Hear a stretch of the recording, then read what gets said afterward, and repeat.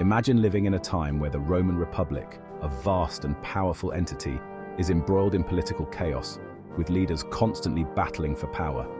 Out of this turmoil rises a figure who would change the course of history forever: Julius Caesar, the man who would become Rome's first dictator. Let's dive into the fascinating life and impact of this legendary leader in a way that even a layman can grasp. The early life of Julius Caesar. Born in 100 BCE, Caesar grew up in a prestigious but not particularly wealthy Roman family. From a young age, he was ambitious and showed a deep understanding of the political landscape around him. Roman politics at this time was dominated by two groups: the optimates, the conservative upper class, and the populares, who claimed to represent the people. Caesar, even though he came from a noble family, aligned himself with the populares. This choice would shape his career, as he positioned himself as a champion of the common people, while making many enemies among Rome's elite.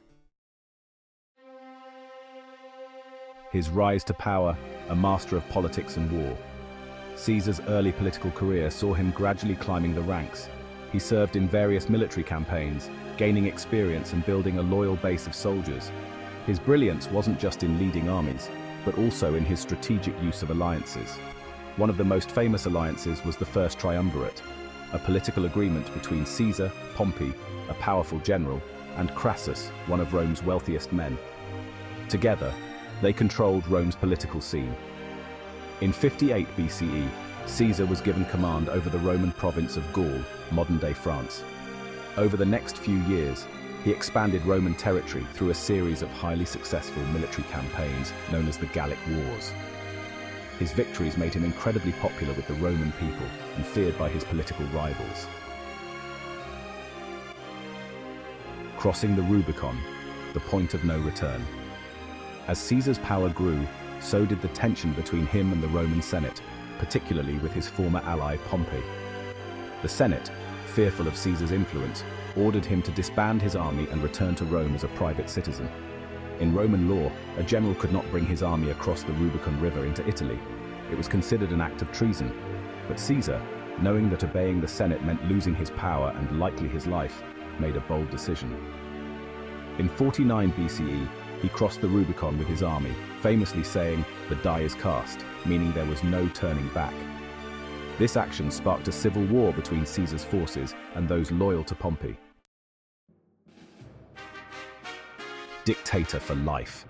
Caesar's army triumphed, and in 46 BCE he was declared dictator. This was supposed to be a temporary position, but after consolidating power, he declared himself dictator for life in 44 BCE. Caesar enacted numerous reforms that transformed Rome. He reorganized the calendar, creating the Julian calendar, which is the basis for the calendar we use today, and expanded citizenship to more people in the provinces, helping to integrate the vast empire. However, his rise to power made him many enemies. Despite his popularity with the people and the army, many in the Senate feared he would destroy the Republic and make himself king. Rome had a deep hatred of kings due to its history, and even the mere hint of monarchy was enough to spark outrage. The Ides of March.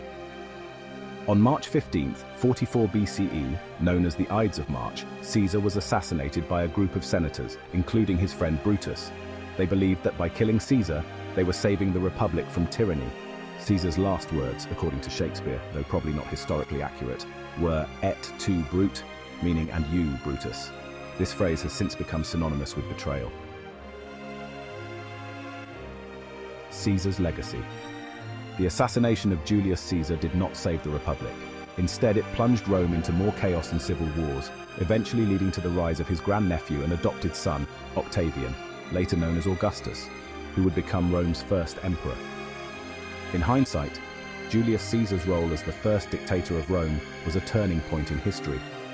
He had reshaped the Roman world, expanding its territories and centralizing power.